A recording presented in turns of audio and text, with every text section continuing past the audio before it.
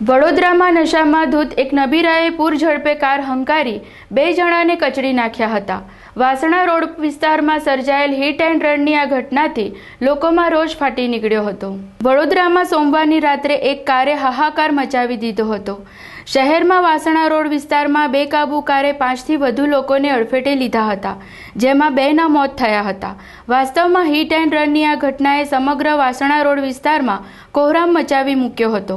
Vasna road પર આવેલા નુર્મના આવાસ પાસે સર્જાયેલા ઘટનામાં ગોત્રી તરફથી આવતા માર્ગ પરથી ભાયલી જવાના રસ્તે GJ10 AP 2979 નંબરની એક ટાટા સફારી કારે અત્યંત જોખમી વળાંક લીધો હતો। નશામાં ધૂત આ કારના ચાલકે ફૂલ સ્પીડમાં રોંગ સાઈડે કાર હંકારી આવાસો પાસે ઊભી રહેતી લારીઓ તેમજ વીજ થાંભલાઓનો કચ્ચરગાણ વાળી દીધો હતો। આ બેકાબુ કારના ચાલકે આ દરમિયાન અહીં ઊભેલા ગણેશ સાહાની નામના 20 વર્ષીય યુવાનને કચડી નાખ્યો હતો। યુવાનનું ઘટના સ્થળે જ કમકમાટી ભર્યું મોત નીપજ્યું હતું।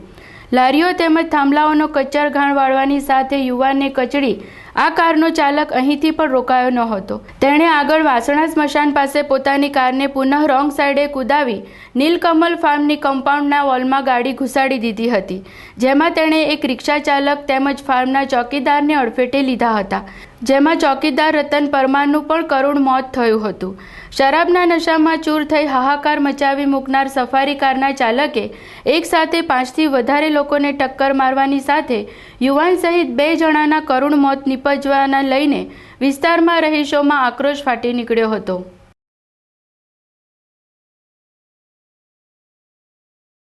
ગઈકાલે આશરે 8:30 વાગ્યાના રાત્રિના અરસામાં જેપી પોલીસ સ્ટેશનની હદમાં આવેલ વાસણા રોડ પર પંચમુખી હનુમાનજીના મંદિર આગળ એક સફારી ગાડીના ચાલકે પોતાની ગાડી નશાયુક્ત હાલતમાં બેફિકરે અને ગફલતભરી રીતે હંકારી રોંગ સાઈડ આવી ત્યાં 2 રિક્ષાઓને અડફટમાં લઈ તેમજ 2 રાહદારીઓ જેમાં ગણેશ તથા લક્ષ્મણ નામના ઈસમો હતા, એમાં એક ગણેશ નામના ઈસમને ખૂબ ગંભીર ઈજા થતાં એનું સ્થળ પર મૃત્યુ થયેલું।